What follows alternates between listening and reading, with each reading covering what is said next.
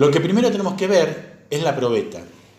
La probeta va a tener un material determinado que nosotros sabemos cuál va a ser. Va a tener una zona calibrada, es decir, que va a tener una longitud inicial o de inicio de ensayo, en el cual nosotros la tenemos que saber, porque después la vamos a tener que analizar. Y va a tener una sección, que puede ser circular o rectangular, que también es un dato que nosotros tenemos que saber de antemano para poder llegar a conclusiones fidedignas. Tenemos varias unidades de que está compuesto el equipo. La unidad de control, que es la computadora, con su impresora para imprimir los gráficos, los resultados.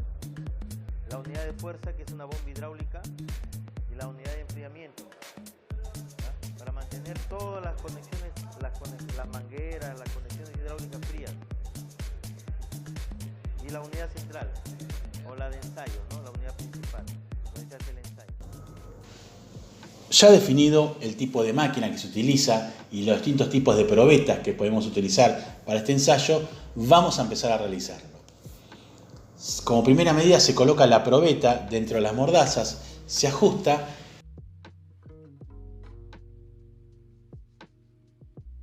y se empieza a aplicarle una carga. Esta carga va a dar como resultado un alargamiento de la probeta hasta que ésta colapse con la rotura. La máquina va registrando valores de fuerza y alargamiento y lo va a transformar en valores de tensión-deformación. Esto es necesario porque los valores de fuerza y alargamiento dependen de las dimensiones del material.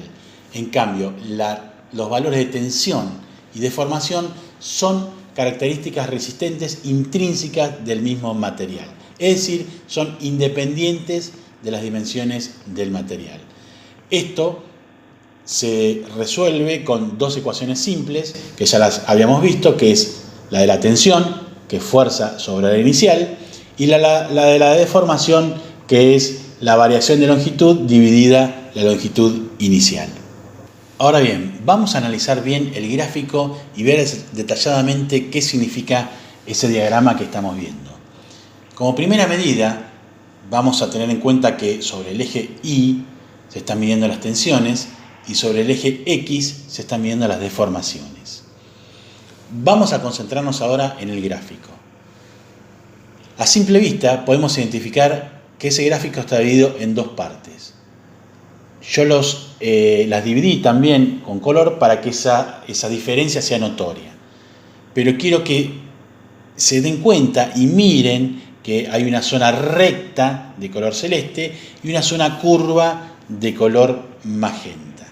Si vamos al gráfico de la derecha, que es exactamente el mismo gráfico, lo único que hice una diferenciación entre esa línea celeste y la curva magenta, porque ese punto donde termina de ser una recta y empieza a ser una curva, me va a delimitar dos zonas. Una zona plástica y una zona elástica.